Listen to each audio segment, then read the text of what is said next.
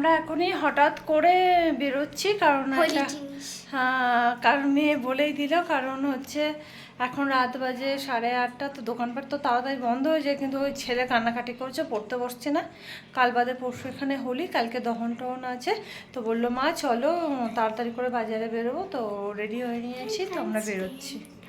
আপনারা থাম্বনেল দেখে অবশ্যই বুঝতেই পেরে গেছেন এতক্ষণে কি হোলির প্রস্তুতি পর্ব শুরু হয়ে গেছে। বাচ্চাদের বায়না রাখার জন্য এই রাতেই শুরু করতে হলো। এদিকের বাজারঘাট অবশ্য খুব তাড়াতাড়ি বন্ধ হয়ে যায়। বললাম কাল যাব, তবু কোনো মতেই এরা মানতে চাইলো না।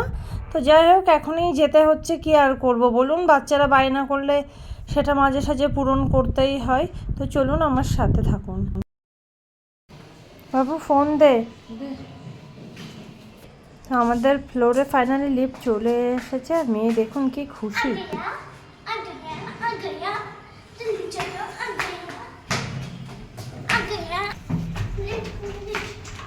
চলে এসছি আমরা নিচে, গাড়ি আছে,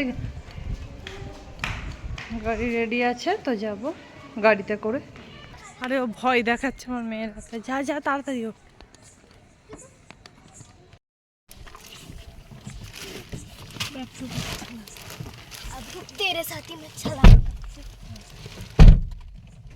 দেখুন বাজারে এসে দেখি কি বিক্রি হচ্ছে, বুঝতেও পারলাম না, আর ওদের ভাষায় যে কি বলছে মারাঠি ভাষায় আমরা কিছুই বুঝতে পারলাম না। তো কিছুক্ষণ দেখে চলে আসলাম রঙের দোকানে। দেখুন পাশে দোকান বন্ধ হয়ে গেছে, এরাও দোকানপাট তোলার উপক্রম করে ফেলেছে। এবার কোন পিচকিরির কি দাম, তো সেই দামই আর কি দোকানদার বলছে। আর জিনিসগুলো দেখছি এদিকে অন্য অন্য টাইপের, সব ছোট ছোট পাতলা প্যাকিং করে বিক্রি হয় কালার। আর বেলুন আছে, ওই পিচকারি দিয়ে সাথে ইঞ্জেকশনও দেওয়া আছে বেলুনের মধ্যে ভরে কালার দেখার জন্যে। আর পাশে আরেকটি দোকান দেখলাম খোলা, তো সেখানেও চলে এলাম দেখার জন্যে।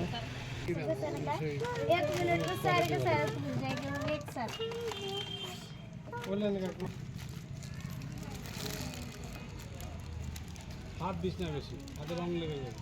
যখন আগে একটা শেষ হোক তারপরে। ফাইনালি এই পিচকারিগুলো পছন্দ হলো, তো দোকানদার এটা চেক করে দেবে আমাদেরকে। তো বললো ফাইনালি তোমরা পছন্দ করো এবং টাকা দিয়ে দাও, তারপরে হচ্ছে আমি দিয়ে জল ভরে দেখাচ্ছি লিক আছে কি না। আর মেয়ে তার বান্ধবীর জন্যে কি ক্লিপ নাকি গার্ডার কিনছে। এদের ভাষা আমরা বেশিরভাগ টাইম বুঝি না, ওই হাত দিয়ে দেখিয়ে দিই এটা লাগবে সেটা দেখায়, ওই কোনো মতে জোড়াতালি দিয়ে আর কি কাজ চলে আমাদের এখানে। তো মেয়ে এই ক্লিপগুলো পছন্দ করলো। আর দেখুন দোকানদার দোকান পাট আগেই তো তুলছিল, আমরা এসে দাঁড়িয়েছিলাম সেই জন্য একটু উনি দাঁড়িয়েছিল, কিন্তু ফাইনালি পুরো দোকান ক্লোজ করে দিচ্ছে। বলছে রাত এখন বেজে গেছে 8:30 থেকে 9টার মধ্যে আর কি বাজতে চলেছে, তো আমি দোকান বন্ধ করব, একটু তোমরা তাড়াতাড়ি করো। তো দোকানে বসেই ওর বাবা আর বাচ্চারা বারবার ওই দেখছিল ওটা। আর হচ্ছে এরা বেশিরভাগ না মারাঠি ভাষায় কথা বলে, কেন বলুন তো, এরা হিন্দিও এরাও অতটা বোঝে না, আর আমরা তো বাঙালি, আমরা হিন্দিটা যদিও বুঝি, মারাঠি ভাষায় বুঝি না। পছন্দ করার পরেও দেখুন এ বলছে ওটা আমার চাই, ও বলছে ওটা আমার চাই, তারপর বকাবকি করলাম। চলে এলাম পাশে একজন বয়স্ক মহিলা, আমাদেরকে অনেকবার বলছিল পেঁয়াজ নিন, এটা নিন, এটা নিন, তো আমার হাজব্যান্ড বললো নিয়েই নাও, তো একটু কম দামেই দিচ্ছিল, নিয়েছি। মোটামুটি রঙের দোকানে কাজকর্ম মিটিয়ে আর একটু বাইরে থেকে পেঁয়াজ টেয়াজ নেওয়ার পরে চারিদিকে তাকিয়ে দেখলাম কি ঘুটঘুটে অন্ধকার, আর দোকানপাট সবই প্রায় বন্ধ হয়ে গেছে। আস্তে আস্তে দেখলাম, দেখুন মাটির যে জল খাওয়ার পটগুলি আছে, ফিল্টার, কি সুন্দর কারুকার্য, দেখে পছন্দ হয়েছিল, ভাবলাম একটা নেব, তো দেখি সব বন্ধ, ঘুমিয়ে পড়েছে। দেখুন মাটির উনুনগুলো কি সুন্দরভাবে করা আছে, আর মাটির করার পরেও গায়ে ফেব্রিক দিয়ে এত সুন্দর করে ডিজাইন করেছে এবং সাথে নল সেট করে দিয়েছে, কারোর আর জল খেতে কোনো অসুবিধা নেই। আর পাশে একটা খালি আছে, পরে হয়তো নল সেট করবে দেখুন। তো ভাবলাম এখানে দেখি, বাড়িওয়ালার গেটের দিকে আর কি দেখছিলাম, তো দরজা বন্ধ, জানালা সব বন্ধ। মারাঠিরা কিন্তু সন্ধ্যা 7টা বা 8টার মধ্যে প্রায় ঘুমিয়েই পড়ে। তো আমরা বাজার থেকে, হাজব্যান্ড বললো চলো বাড়ির উদ্দেশ্যে, রাত হয়ে গেছে, কেউ যখন নেই ফালতু এখানে থেকে আর কোনো লাভ নেই, তাড়াতাড়ি বাড়িতে যাই, বাড়িতে বলতে কোয়ার্টারে যাই। তো মেয়ে উঠছে, তারপরে আমিও আর কি গাড়িতে উঠবো। আর একটা মাসিমা এই সবজি পেঁয়াজটা যে দিল সে চলে গেল আর কি, আমরাই লাস্ট ছিলাম। আমি যখন নতুন এসেছিলাম বছরখানেক বা বছর দেড়েক আগে, দেখুন দোকানপাট ঘর বাড়ি সব বন্ধ, মনে হবে যেন ভুতুড়ে এলাকা দিয়ে যাচ্ছি। কিন্তু এরকমই সিস্টেম, ওয়েস্ট বেঙ্গলের লোকেরা একটু বড্ড বেশি রাত জাগে, কিন্তু এরা কিন্তু তা নয়। ওই সবারই ঘরের বাইরে একটা করে লাইট জ্বলছে, বাকি সব লোক প্রায় খাওয়া দাওয়া করে শুয়ে পড়েছে বা ঘরের মধ্যে মোটামুটি সব আছে, আর বা কেউ কেউ বাড়ি ফিরছে। তো আমরা ফাইনালি চলে এলাম কোয়ার্টারের নিচে আর কি, অনেকটা দূরই, 2-3 কিলোমিটার লাগে যেতে। তো পায়ে হেঁটে তো যাওয়া যাবে না, ওই জন্য আমাদের গাড়ি করেই আমরা আর কি যাতায়াত করি, আর কি করব। তো কোয়ার্টারের নিচে চলে এলাম, এবার যাব রুমে। মেয়েকে বলছি দরজা খোলো শোনা, হাতে তো অনেক জিনিসপত্র আছে আমাদের। তো মেয়ে ছেলে আমরা যাই, আর ওর বাবা ততক্ষণে গাড়িটি পার্কিং করে আর কি আসছে। কোয়ার্টারের নিচে রাখার নিয়ম নেই গাড়ি, তো পার্কিংয়ের জায়গা আছে, সেখানে পার্কিং করে আসছে।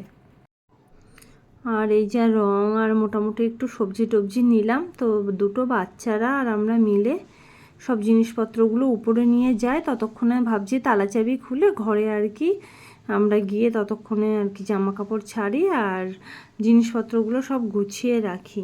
তো দেখুন আমাদের কোয়ার্টারের নিচেও মোটামুটি সব খাওয়া দাওয়া করে শুয়ে পড়েছে। কিছু বাচ্চা আর কি নিচে ব্যাডমিন্টন খেলছে, আর গাড়ি পার্কিংয়ে চলে গেল। কিছু বাচ্চা ব্যাডমিন্টন খেলছে, তো আমরা উপরে চলে এসেছি। বসে গেছে, ঘরের চাবি আনতে ভুলে গেছি, নিচে গাড়িতে রয়ে গেছে, তো আবার আনতে গেছে চাবি। আমাদের আর নিচে যেতে হলো না, ফাইনালি হাজব্যান্ড চাবি নিয়ে এসে ঘরের তালা খুললো। তারপরে এসে আর কি বাচ্চারা দেখুন এখানেও মারপিট দুষ্টুমি শুরু করে। তোরা বল কি কি কিনেছিস? পিচকারিস। আর এটা ফ্রিতে দিয়েছিল। কি এটা হাতে গেলে যেটা গুলামের মধ্যে না যেন ওই অলরেডি ছিল। দাঁড়া না যাবে না। কি দেখো এটা গুলাম, এটা এটাও গুলো কত গুলাল। আমি বলেছিলাম না ঘরে আছে। গুলালি গুলা।